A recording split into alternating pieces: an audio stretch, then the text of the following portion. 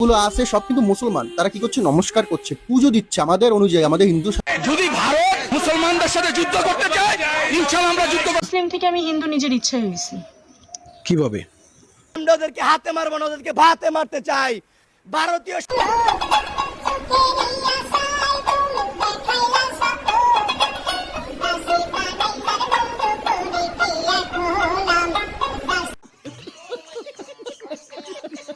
Hello everyone, কি অবস্থা সবার? আই হোপ, আশা করি আপনারা প্রত্যেকে ভালো এবং সুস্থ রয়েছেন। আজকের এই ভিডিওটি কিন্তু আমাদের চ্যানেলে সব থেকে সেরা একটি ভিডিও হতে চলেছে। কারণ কি, আজকের ভিডিওতে আপনারা দেখতে পারবেন মুসলিম মেয়েরা হিন্দু ছেলেদেরকে বিয়ে করতে চাইছে। এমনকি বাংলাদেশের মুসলিম মেয়েরা তো সরাসরি বলে দিচ্ছে আমরা মুসলিম ছেলেদেরকে বিয়ে করব না।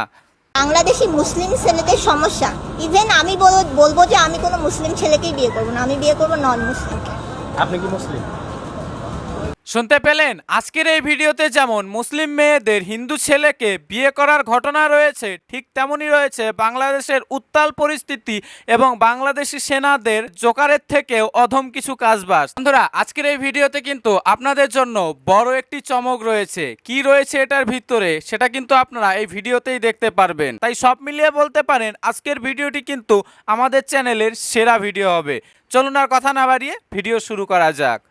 এ মা, বন্ধুরা, মুসলিমরা এটা কি করছে? মুসলিমরাও হিন্দুদের মতো পুজো করছে।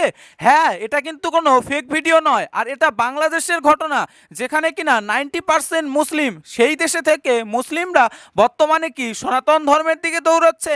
মুসলিমরা নৌকো বানানোর আগে হিন্দুদের মতো করে নমস্কার করছে এবং পূজা অর্চনা করছে। ভাবা যায় না মুসলিম প্রধান দেশে এটা হচ্ছে। এইটা দেখার পর আশা করি উগ্র পটাশিয়ামদের অবস্থা ইতিমধ্যেই টাইট হয়ে গিয়েছে, বলতে পারেন 12টা বেজে গিয়েছে।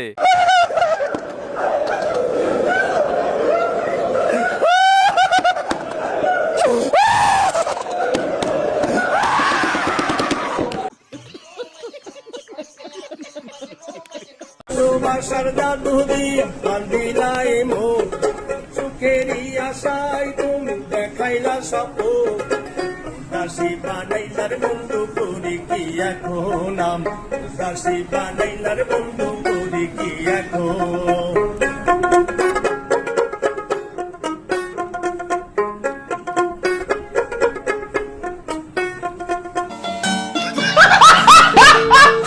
না যাক বন্ধুরা, ইনি খুব ভালোই প্রস্তুতি নিচ্ছেন। বাংলাদেশের বিজ্ঞানীরা যেমন আলু খেতে, মূলা খেতে, কচু খেতে চাষবাস করে খায়, ঠিক তেমনি ভবিষ্যতে যদি বাংলাদেশটা আর বাংলাদেশ না থাকে, তাহলে তো আর সেনাবাহিনীর প্রয়োজন হবে না। তখন এই ধরনের সেনারা ওই গান বাজনা করে তাও উপার্জনটা করতে পারবে, দুমুঠো দুটো খেতে পারবে। কে জোক মারা ভাই! মুসলিম থেকে আমি হিন্দু নিজের ইচ্ছায় হয়েছি। কিভাবে? এবিডবিটের মাধ্যমে, কোর্টের মাধ্যমে। কোর্ট থেকে আমরা সরাসরি কোর্টে যে এই কাজটা করে তারপর আমরা বিয়ে শাদী। বিয়েটা কিভাবে করছো? বিয়েটাও কোর্টের মাধ্যমে হয়েছে, কোর্ট ম্যারেজ আমাদের। আর ম্যারেজ সার্টিফিকেট আছে, এবিডবিটের যেই কাগজটা সেটাও আছে আমাদের কাছে, সব কিছুই আছে। থানা পুলিশ তোমাদের নিয়ে গেছিল, কি বলছে?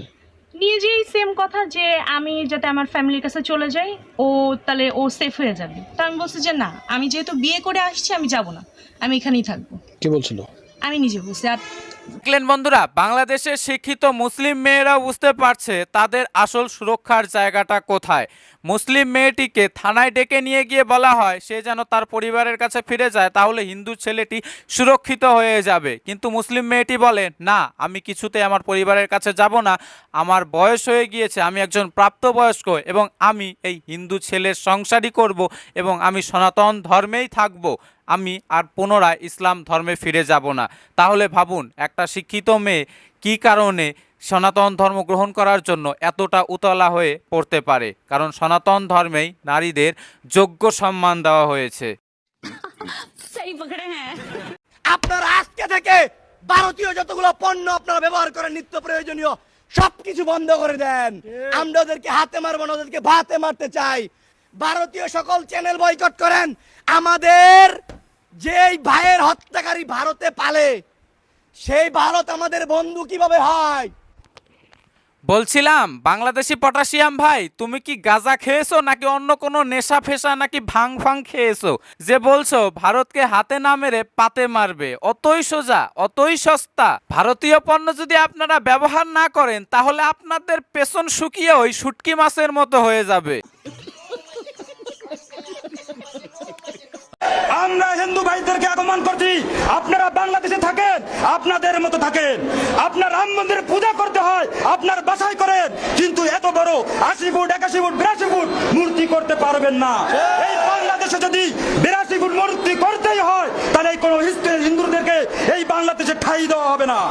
বলছিলাম বাংলাদেশের হিন্দুরা কি ভগবান শ্রীরামের উঁচু মূর্তি তৈরি করছে নাকি এই সমস্ত পটাশিয়ামগুলোর পিছনে, এই সমস্ত দাড়িওয়ালা টুপিওয়ালা চাচাদের পেছনে গিয়ে লুঙ্গিতে আগুন লাগিয়ে দিচ্ছে? না, বোঝা তো যাচ্ছে না। যেভাবে দাড়িওয়ালা এই চাচাগুলো লাফাচ্ছে দেখে তো তাই মনে হচ্ছে যে হিন্দুরা হয়তো এদের পেছনে আগুন লাগিয়ে দিয়েছে। তুমি হ্যাঁ, তোমার তো হিন্দুর সাথে যাওয়া, তো মুসলমানের কলঙ্ক না তুমি? আপনারা আর ভাইরাল করেন না, বুঝছেন? আপনারা তা তুমি আমরা যে ভাই যেভাবে ভাইরাল করে দিচ্ছেন, আমি মানুষের সমাজ যেন মুখ দেখাতে পারবো না। দেখাবা কি তোমার সমাজ আছে? তুমি হিন্দু হিন্দু পরিচয় দিছো না? তোমার মুখ দেখান লাগবে না। তুমি মুসলমানের সাথে গেছো কেন? এই হিন্দুর সাথে তুমি মুসলমান হয়ে, তুমি তো আমাদের ইজ্জত কই। দেখতে পাচ্ছেন বন্ধুরা, বাংলাদেশের মুসলিম মেয়েরা কোন পরিস্থিতিতে আছে এবং তারা সেই পরিস্থিতি থেকে বেরিয়ে আসতে চাইছে। এ কারণে আপনাদের আমি এমন ঘটনা যদি সারাদিন দেখাতে থাকি না তবুও শেষ হবে না যে মুসলিম মেয়ে হিন্দু ছেলের হাত ধরে পালিয়ে গিয়েছে। এমনও ঘটনা আছে যে তারা পালিয়ে ভারতে চলে আসতে চাইছে শান্তিতে সুখে সংসার করার জন্য, শুধুমাত্র হিন্দু ছেলের হাত ধরে।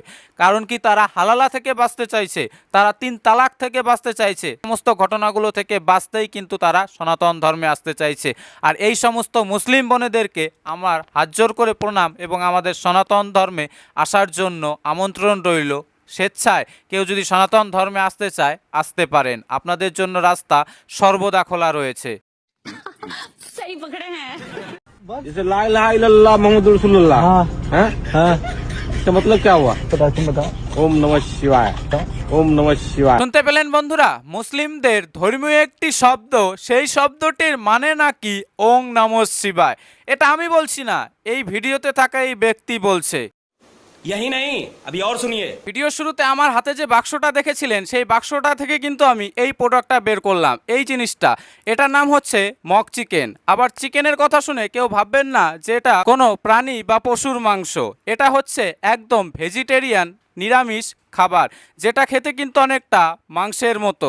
অনেকেই আছেন আমার মতো যারা প্রেমানন্দজি মহারাজের প্রবচন শোনেন এবং মাছ মাংসকে ছেড়ে দিতে চাইছেন এবং মাংসটাকে কিছুতেই ছাড়তে পারছেন না। তাদের জন্য কিন্তু এটা একটা বেস্ট প্রোডাক্ট এবং ভালো খাবার হতে পারে। কারণ কি, এটা খুদ ক্রিকেটার বিরাট কোহলি এবং অনুষ্কা শর্মা অবধি কিন্তু খান। এবং যারা ডায়েট মেনটেন করতে চান, হেলদি খাবার খেতে চান, তাদের জন্য কিন্তু এটা একটা ভালো অপশন হতে পারে। আমার অনুরোধ রইল আপনাদের কাছে একবার হলেও কিন্তু ট্রাই করে দেখবেন। আর এটা কোনো প্রমোশনাল ভিডিও নয়। আপনারা যদি এই প্রোডাক্টটি কিনতে চান তাহলে স্ক্রিনে ট্যাপ করে এইখানে একটি লিঙ্ক পেয়ে যাবেন, এইখানে ক্লিক করে আপনারা কিন্তু প্রোডাক্টটি অর্ডার দিতে পারেন। তো যাই হোক বন্ধুরা, আজকের এই ভিডিওটা এখানেই শেষ করছি। আজকের এই পুরো ভিডিওটি কেমন লেগেছে তা অবশ্যই কমেন্ট করে জানাতে ভুলবেন না। এবং আপনাদের কাছে আমার হাত জোর করে ছোট্ট একটি অনুরোধ, চ্যানেলের রিচ এবং চ্যানেলের ভিউ বর্তমানে একটু ডাউন চলছে। আপনারা প্লিজ আজকের এই ভিডিওটি যতটা পারবেন একটু শেয়ার করে দেওয়ার চেষ্টা করবেন এবং আজকের ভিডিওতে সুন্দর কিন্তু একটি কমেন্ট করতে ভুলবেন না।